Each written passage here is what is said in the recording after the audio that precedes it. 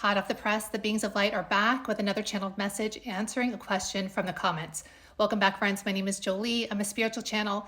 I channel these light beings. They call themselves beings of eternal oneness with the creating force of all that is.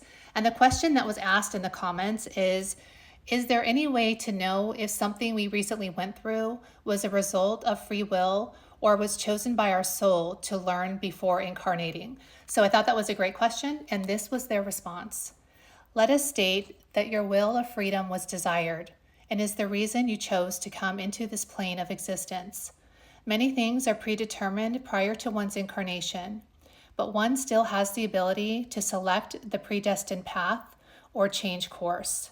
Life is your creation, and you hold all the power and ability to change direction and walk a different path. We would say it is not necessary to focus on your experiences as a result of a predetermined plan or free will. The things your soul predetermined will find their way to you, or you will find your way to them.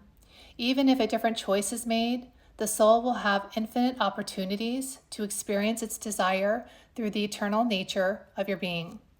Understand that predetermined opportunities are never lost, for the course can be recalculated to ensure the soul receives its desire for growth. We would say your time would be best spent pondering your life experiences, going within, and asking for clarity on the higher perspective of all things. We would also say, regardless, your soul is choosing all of it, whether free will or decisions made prior to your arrival into a physical vessel. Your soul is making all of the choices. You are the spirit, you are the soul, and the physical vessel is the vehicle providing opportunities to act on your selections. Remember, you are an eternal being participating in a physical experience. Again, we have said there are no wrong choices. All decisions and all pathways lead back to the source of all creation. Many of you are coming to the awareness that you have more control over your circumstances than once thought.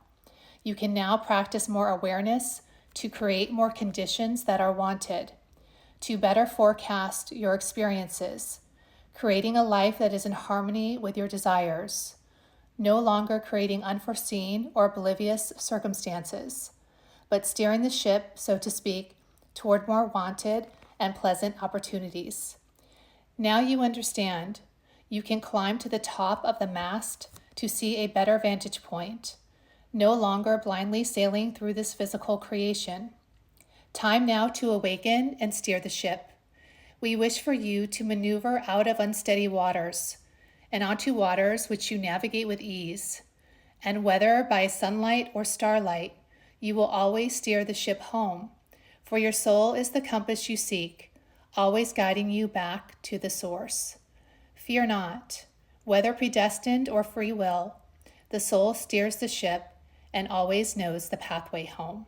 And that was the end of the message. So in the first paragraph, they say, yes, there are many decisions that were predetermined prior to us coming into the incarnation. But they tell us we are creator. We are the ones that are creating our physical experience. So we do have the option to change course and to make changes. But they say never to worry, because anything that has been predetermined that the soul is wanting to experience will always find its way to us. We never have to worry. They say that, we are eternal. We have eternity to experience all the things that the soul desires. So they say never to worry that you may have missed an opportunity. They say predetermined opportunities are never lost. And they say that whether it be free will or decisions that were made prior to our arrival in this incarnation, that the soul is making all the choices. We are here housed in this physical vehicle, and the physical vehicle isn't making the decisions or the choices. They're saying that our soul is the one making all the choices, whether we deem them positive or negative. They say it doesn't matter because the soul does not discriminate between positive and negative experiences. The soul just desires to learn, to grow, expand, and evolve, and to experience all of it. They say that remember that we are an eternal being participating in a physical experience. We are the soul, we are the spirit. They also remind us that there are no wrong choices, no wrong decisions. All decisions and all pathways lead back to the one source.